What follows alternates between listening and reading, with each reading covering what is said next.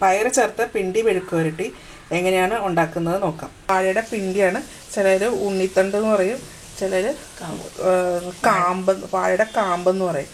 ഇത് നമ്മൾ എങ്ങനെയാണ് അരിയുന്നത് നോക്കാം. ഇത് ആദ്യമേ വട്ടത്തിലിങ്ങനെ അരിഞ്ഞിട്ട് കട്ടി കുറച്ച് അരിയുക. അപ്പോൾ അതിൻ്റെ അകത്തുനിന്നൊരു നൂല് പോലെ വരും. ആ നൂലിങ്ങനെ കയ്യിൽ ചുറ്റിച്ചിങ്ങെടുക്കുക. കണ്ടോ, ഇങ്ങനെ നൈസായിട്ട് അരിഞ്ഞിട്ട് ആ കയ്യിലൊക്കെ എടുത്തിട്ട് അതിങ്ങനെ ചുറ്റിച്ചെടുക്കുക. ഇങ്ങനെ വട്ടത്തിൽ അരിഞ്ഞ ശേഷം നമ്മളിനി കുഞ്ഞിതായിട്ട് പൊടിയായിട്ട് അരിഞ്ഞെടുക്കും. ഇനി ഇപ്പോൾ വട്ടത്തിൽ അരിഞ്ഞ് വെച്ചിട്ടുണ്ട്. ഇതിൽ നമുക്ക് ചെറുതായിട്ട് അരിഞ്ഞു വെക്കാം. കുറച്ച് പീസ് എടുത്തിട്ട് ഇതുപോലെ അരിഞ്ഞെടുക്കാം.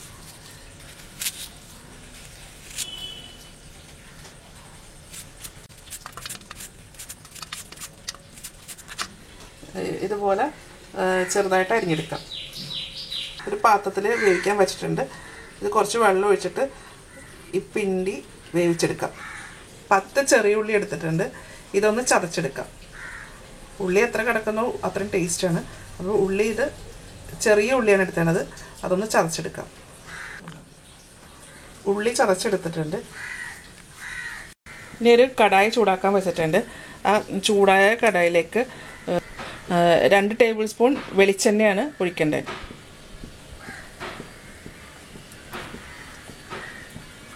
രണ്ട് ടേബിൾ സ്പൂൺ വെളിച്ചെണ്ണ ഒഴിച്ചിട്ടുണ്ട്. ഇനിയിപ്പോൾ എണ്ണ ചൂടായിട്ടുണ്ട്. ആ ചൂടായ എണ്ണയിലേക്ക് ചതച്ച ഉള്ളി ചേർക്കാം. ഇനി ഇതിലേക്ക് എരിവിനനുസരിച്ചിട്ട് ക്രഷ്ഡ് ചില്ലി ചേർക്കാം.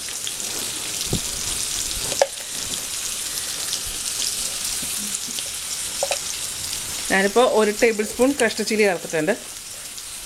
ഇനി കുറച്ച് കറിവേപ്പിലയും ചേർക്കാം.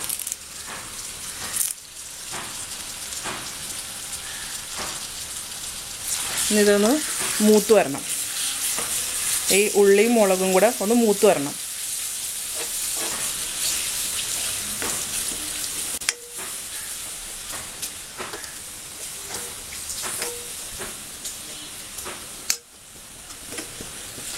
ഇപ്പോൾ ഉള്ളിയും മുളകും ഒക്കെ മൂത്തിട്ടുണ്ട്. ഞാൻ ഇതിലേക്ക് കുറച്ച് മഞ്ഞൾപ്പൊടി ചേർക്കണേ. ഒരു 1/2 ടീസ്പൂൺ മഞ്ഞൾപ്പൊടി. ആ മഞ്ഞൾപ്പൊടിയും ഒന്ന് മൂത്തിട്ടുണ്ട്. നമ്മൾ എണ്ണ തിളച്ചെടുക്കുമല്ലേ, അപ്പോൾ പെട്ടെന്ന് തന്നെ മഞ്ഞൾപ്പൊടി മൂത്ത് വരും. ഇനി ഇതിലേക്ക് വേവിച്ച് വെച്ചിരിക്കുന്ന പിണ്ടി ചേർക്കാം.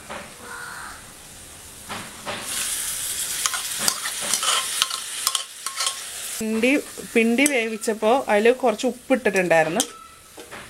ഉപ്പിട്ട് വേവിച്ച പിണ്ടിയാണിത്. എന്നാലും കുറച്ചും കൂടി ഉപ്പിടേണ്ടി വരും. നമ്മൾ പയർ ഇനി ചേർക്കുന്നില്ല, അപ്പോൾ പയറിനും ഉപ്പ് വേണ്ടേ, അപ്പോൾ അതിനും കുറച്ചും കൂടി ഉപ്പ് ചേർക്കേണ്ടി വരും. ഇനി വേവിച്ച് വെച്ചിരിക്കുന്ന വൻപയറും ഇതിലേക്ക് ചേർക്കാം.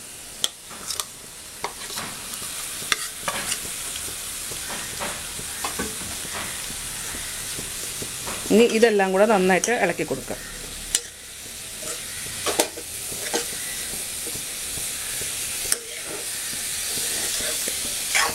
ഇനി ഉപ്പ് നോക്കാം. ഉപ്പ് വേണമെന്നുണ്ടെങ്കിൽ കുറച്ചും കൂടെ ഉപ്പ് ചേർക്കാം അതിൻ്റെ അകത്തേക്ക്. അപ്പോൾ ഇതിൻ്റെ അകത്ത് കുറച്ച് വെള്ളമുണ്ട്. ആ വെള്ളം ഒന്ന് വറ്റി വരണം. അതുവരെ ഈ തീയിലിങ്ങനെ തന്നെ കിടക്കണം. ഞാൻ ഇതിൻ്റെ അകത്ത് ഉപ്പ് നോക്കട്ടെ. അതിന് നല്ല ഉപ്പുണ്ട്. ഞാനിനി ഉപ്പ് ചേർക്കുന്നില്ല ഇതിൻ്റെ അകത്ത്. ഇതിനിപ്പോൾ ഇതിങ്ങനെ ഒന്ന് അടച്ചു വെച്ചിട്ട് ഒന്ന് വെള്ളം വറ്റിച്ചെടുക്കണേണ്. അതിങ്ങനെ അടച്ചു വെക്കാം. സ്റ്റൗവിൻ്റെ തീ ഒന്ന് കുറച്ച് വെക്കാം. ഒന്ന് തുറന്ന് നോക്കാം. അതിൽ വെള്ളമുണ്ട്. ഇതൊന്ന് വെള്ളം നന്നായിട്ട് വറ്റി വരണം.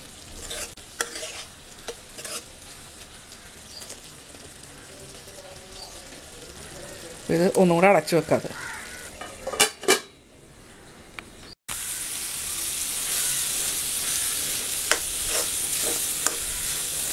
ഇതിൻ്റെ വെള്ളമൊക്കെ നന്നായിട്ട് വറ്റിയിട്ടുണ്ട്. ഇനി ഈ സ്റ്റൗ അങ്ങ് ഓഫ് ചെയ്യാം. പയർ ചേർത്ത് പിണ്ടി മെഴുക്ക് പുരട്ടി റെഡി ആയിട്ടുണ്ട്. അപ്പോൾ ഇതെല്ലാവരും ട്രൈ ചെയ്ത് നോക്കാം.